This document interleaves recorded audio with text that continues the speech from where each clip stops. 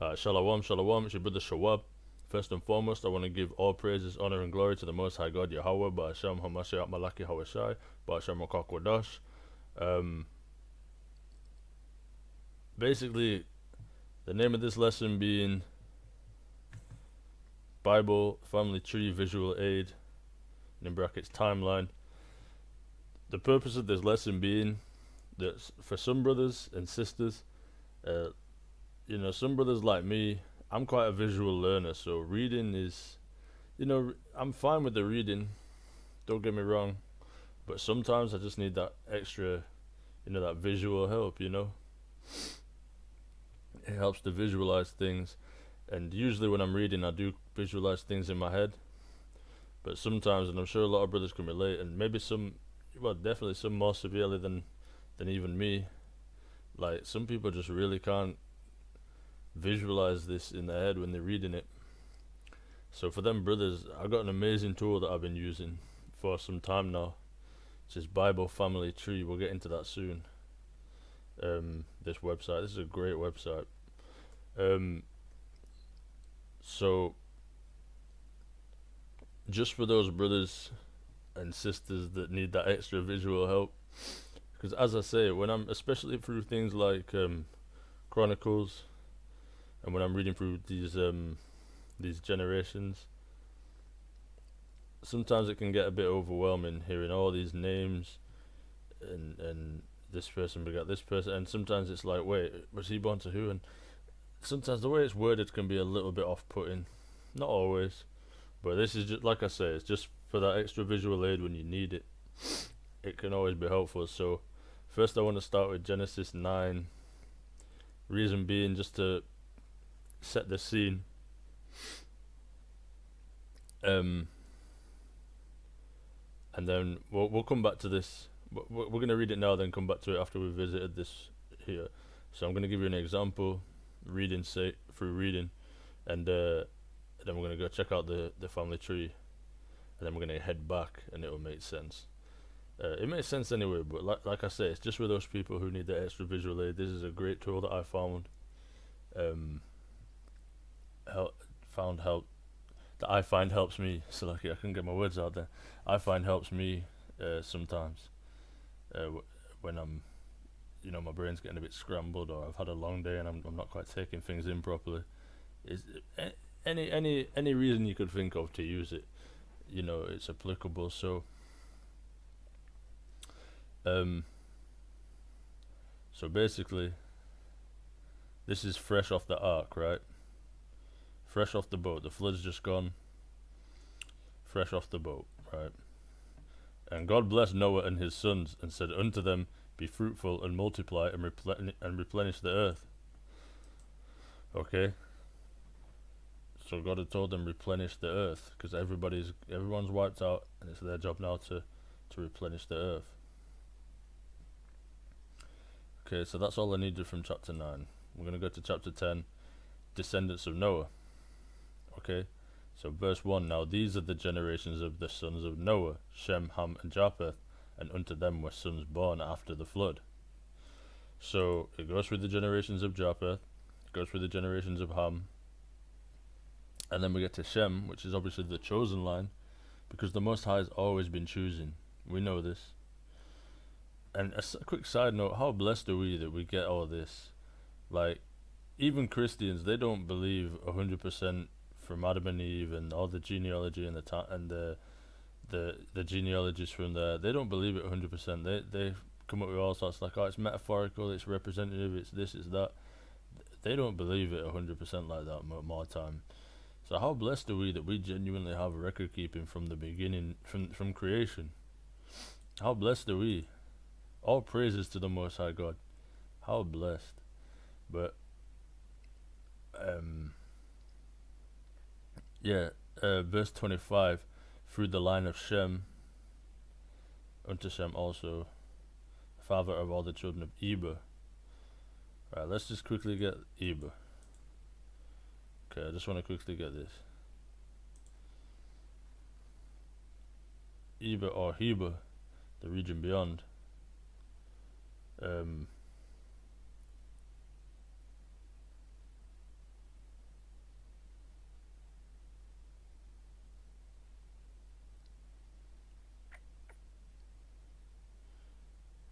eponym of Hebrews.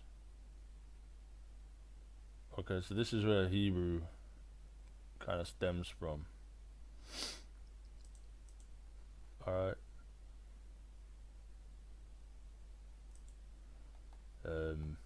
It's not too important, I just wanted to get that real quick. And it'll make sense once we check the family tree once again. But 25, and unto Eber were born 2 sons. The name of one was Peleg, for in his days was the earth divided, and his brother's name was Joktan.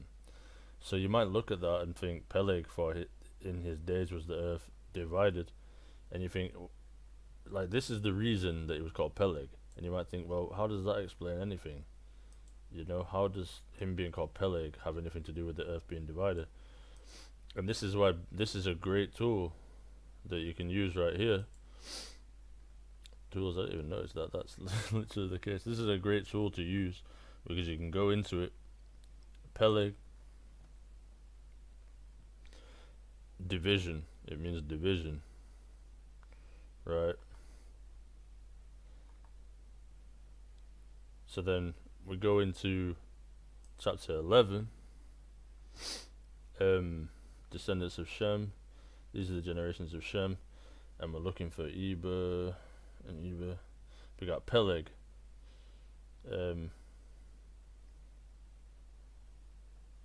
Right, so going through the generations basically, but it wasn't 11 that I wanted, was it? No, it was. I'm sure it was. Oh no, it was. I went too far down. So lucky. So verse 1, and the whole earth was of one language and of one speech, and it came to pass as they journeyed from the east that they found a plain in the land of Shinar, and they dwelt there. And they said one to another, Go to, let us make brick and burn them thoroughly. And they had brick for stone, and slime had they for mortar. And they said, Go to, let us build a city and a tower whose top may reach unto heaven, and let us make us a name, lest we be scattered abroad upon the face of the whole earth. And Yahweh came down to see the city and the tower, which the children of men builded. And Yahweh said, Behold, the people is one, and they have all one language, and this they begin to do. And now nothing will be restrained from them, which they have imagined to do. Go to, let us go down. So the Most High wasn't actually stepping off his throne. Alright. Let us go down, and there confound their language, that they may not understand one another's speech. So Yahweh scattered them abroad from thence upon the face of all the earth, and they left off to build the city. Therefore is the name of it called Babel, because Yahweh did there confound the language of all the earth, and from thence did the Lord scatter them abroad upon the face of all the earth. Which is another reason why Babylon, and why America is called Mystery Babylon. It actually derives from this, because America genuinely is the land of confusion. You know, you can. There's I can't remember what state, but there's a state where you can, like, I think bestiality is legal in some form, and like you can identify as whatever you want, and all this and all that. You know how America gets down. It's confusion. It's confusion, and everybody's drunk. Confusion by mixing. Okay, so that's why the name of it called Babel. But this time here, obviously we're going to the genealogy, but that Peleg that we just read about,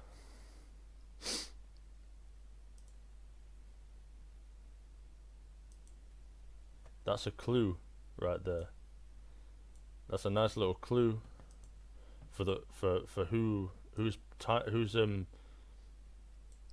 time period this was, because like I said before about record keeping, you kind of got to look between the lines for this, because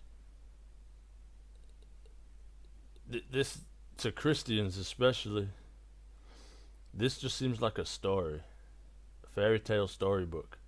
But when you actually look into things like this, you can see that this is actually a period of time that happened, and It's not just a little story, little storybook tale. Like this really happened, and there was a time period for it. But looking at just by reading this, you wouldn't be able to place this anywhere in history. You could say it was like right after the flood. You could say it was like 100 years after the flood. You can't place it anywhere. But with that, we know that it was in the time of Peleg, and this is where I want to bring in the Bible family tree, right? Because this is a blessing, y'all. This is a blessing, right? So this isn't even the full tree neither.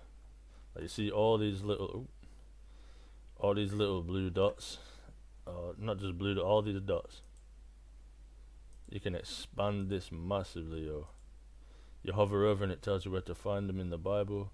Genesis 10:2, First Chronicles 1:5. But you can expand anything that's got a filled in circle like that. You can expand and look how many there is.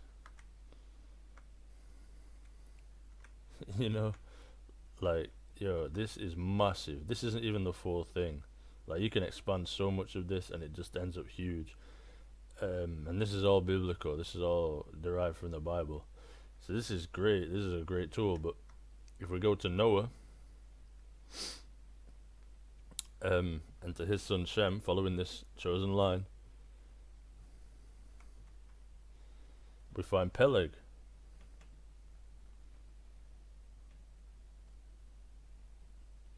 Okay, we find Peleg right there. And this, visually, we can see that is when the Tower of Babel was. And if you look at it in the grand scheme of things, all the way down to Hamashiach,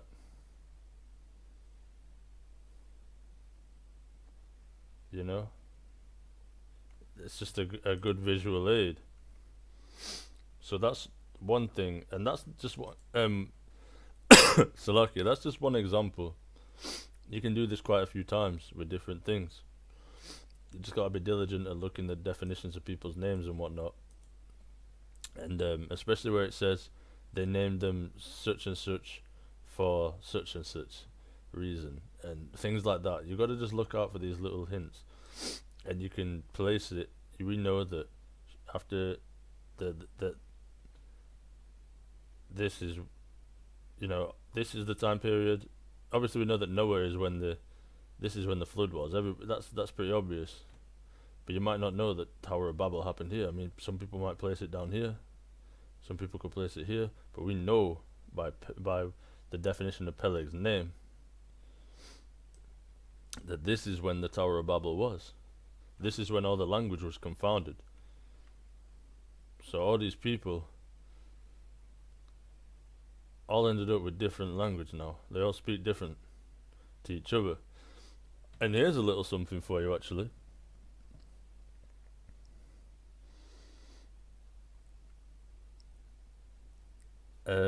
Cush is the biblical name of the person who became the modern day Ethiopia. Okay, so we know that is obviously Hamites, but we know them as Africans, right? Dark-skinned Africans. We go over to Put, Libya. We know them to be dark-skinned Africans. Canaan. Now, I didn't actually say who Canaan is, but we know already they're dark-skinned African people. So when it says Mizraim became the modern-day Egyptian, but you look at, if you search Egyptian, man, you come up with this, an Arab. That's where you caught Esau in one of his little lies. How's a dark-skinned African? Dark-skinned African. Dark-skinned African. All gonna come from Ham, but then an Arab somehow pops out of Ham as well. Like, Ishmael isn't all the way down here. Where's he at? You know what I'm saying? How are you gonna explain that one, Esau? It just this is such a great tool, man. I love this website. It's so good. And then the second thing that I wanted to touch on with this website, well, let's go back. I said I would. Um.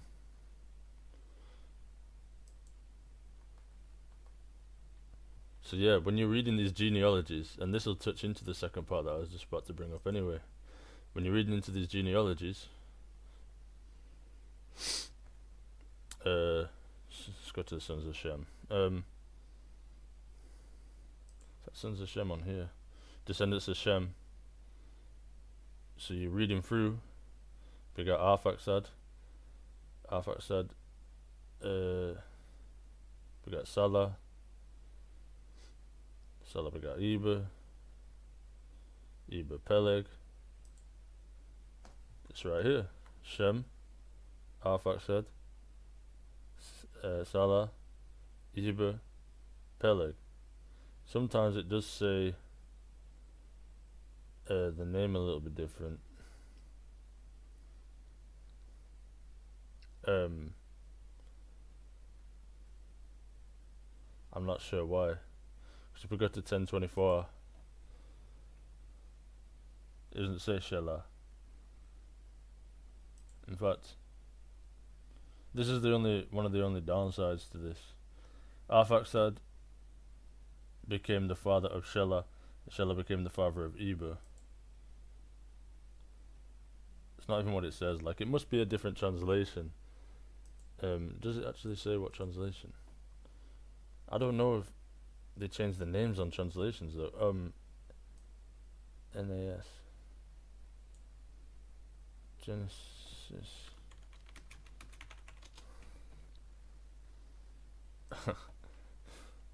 Genesis 10 NASB. Yeah. Okay, so it's all with the translation. So you'd have to be diligent with that. Because I was wondering before, I was actually going to check beforehand if it was to do with translation. And yeah, we just confirmed right there that it is. So just be on the lookout. NASB seems to be what they're using. If you're really diligent and you got enough paper, you could transcribe it, I guess, and put it into the KJV translation. Or if you're really, really super diligent, into the Paleo Hebrew. But so that's one plus side. And further on that is, like I say, when I read Chronicles and stuff, sometimes I get a bit overwhelmed because it's just name after name after name after name after name, and it gets a bit, it doesn't really stick every time. But with this, you can visualize it.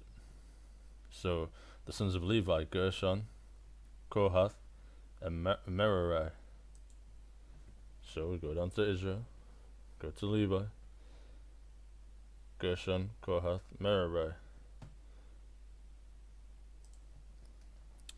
And the children of Slakia, and the sons of Kohath: Amram, Izhar, and Hebron, and Uziel. Amram, Izhar, Hebron, and Uziel.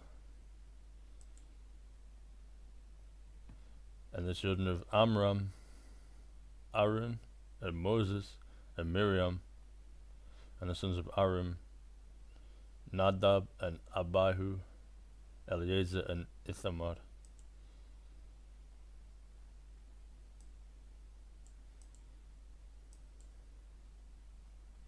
You see? So it really is, it's good for visual learners. Like I say, if you fully expand it, I have done before, and it's crazy to look at. Like, if you fully expand every single name, not just from Israel, but literally just every single name, like, this actually gets huge. Like, it's actually crazy how big this gets. And this isn't even every single person ever, obviously. This is just who's been mentioned in the Bible. But this isn't the entire, like, you know what I'm saying? Like, think about it. It only mentions so far of their genealogy, but they split. They continued descending. Over here, even there's loads of Israelites, even from, who haven't been mentioned. Not everybody was mentioned by name. The Bible would be so hard to read. It'd be crazy big. But you know what I'm saying? Like it's mad how big it gets. Like honestly.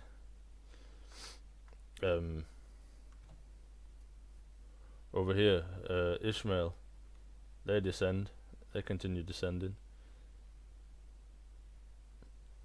Edom, they continue descending. Moab, Amorite, Ammon, they all descend and whatnot. Something I've always, not always, sorry, something I've recently been interested in is I want to know which nation today each of these are. Obviously, it makes up the Arab nations, but I wonder who's who. You know what I mean. I'll probably have to read on them. I don't think it'll go into much detail. I mean, I don't care too much. Obviously, our focus is over here.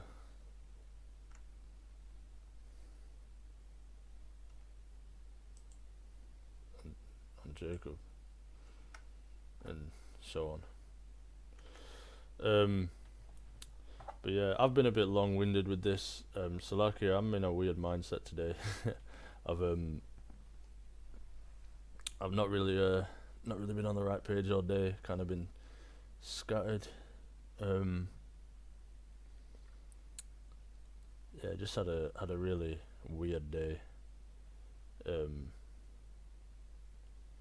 know, my brain's been going 700 miles an hour today.